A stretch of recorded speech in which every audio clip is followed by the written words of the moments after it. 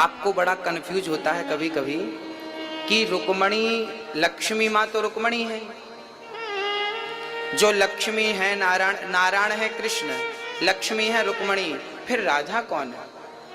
और राधा 11.5 साल की उम्र में अर्थात 11.5 वर्ष तक कृष्ण के साथ थी। उसके बाद जो वियोग हुआ तो 100 साल तक मिलन ही नहीं हुआ।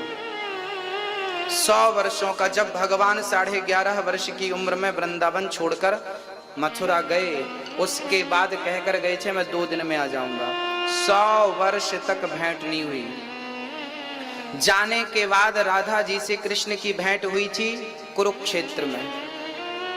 स्नान करने गए थे तो राधा जी भी गई और कृष्ण जी भी गए, तो कुरुक्षेत्र में भेंट हुई थी 100 वर्ष बाद। ये राधा कौन है? एक बात मैं क्लियर कर दूं कि राधा और कृष्ण 2 नहीं है। जैसे मिश्री और मिठास 2 नहीं है, ऐसे राधा और कृष्ण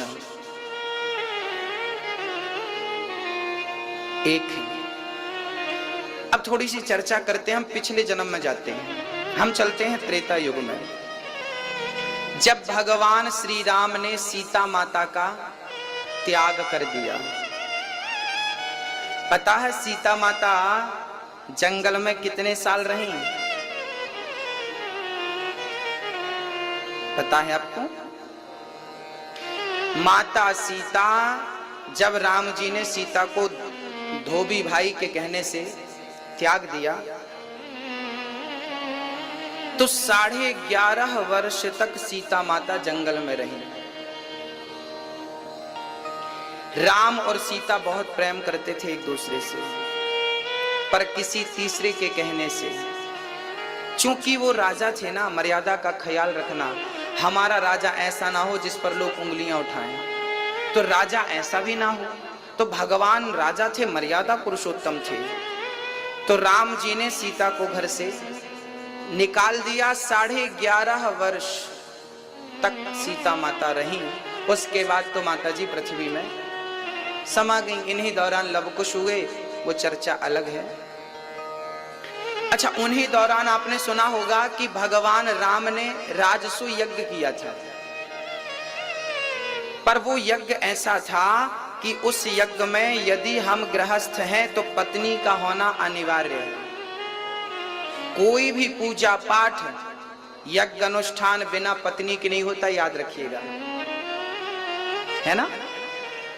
पूजा पाठ करने का अधिकार गृहस्थों को है पत्नी के साथ। उस यज्ञ के आचार्य थे श्री वशिष्ठ जी, यज्ञ कर रहे थे वशिष्ठ जी। तो अब सीता नहीं थी, सीता चूंकि जंगल में थी और राम गृहस्थ थे, तो बिना सीता के यज्ञ संपन्न हो नहीं सकता था। तब गुरुजी से पूछा गया कि अब इस स्थिति में क्या किया जाए। तब गुरुजी ने कहा कि स्वर्ण की सीता बनाई जाए। तो उस यज्ञ में सोने की सीता बनाई गई और राम के बाजू में बिठाई गई। गुरु वशिष्ठ ने उस स्वर्ण की सीता की प्राण प्रतिष्ठा कर दी। तो सीता जो जंगल में थी, उनका अंश इनमें आ गया, क्योंकि वो सीता कोई साधारण नहीं थी, जगत जननी थी, सब कुछ करने की सामर्थ्यता थी। रावण को एक नजर देख देती ना, सीता मां मर जाता, पर वो मर्यादा लीला करनी थी ना मैया। सीता को बिठाया गया। जब राम जी का यज्ञ पूरा हुआ, उसी यज्ञ में फिर घोड़ा छोड़ा गया था, फिर लवकुश ने पकड़ा था, फिर राम, वो चर्चा सबको विदित है। तो वो यज्ञ पूरा हुआ। उसके बाद अब कहा कि सीता का क्या किया जाए। अच्छा, राम ना उस फिर जब सोने की सीता हुई ना, तो राम उसी को देखते रहा करते थे। फिर राम को लगा कि मैं तो इसी में लगा हूं, तो राम जी का मन हुआ कि इस सीता को अब विसर्जित कर देना चाहिए। तो सरयू जी में ले जाने लगे, विसर्जित करने लगे। तब उस सोने की सीता ने कहा था कि मुझे तो प्रभु आपने दूर कर ही दिया, कम से कम मैं मूर्ति के रूप में आपके चरणों में हूं, तो कम से कम मुझे तो अपने से दूर मत करो।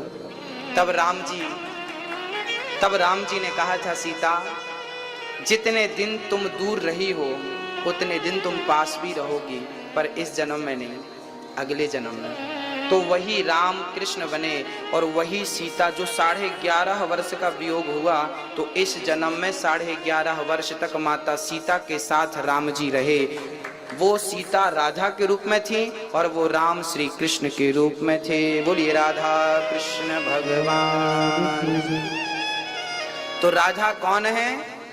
राधा वो सीता है, राधा वो सीता है जो मूर्ति के रूप में थी।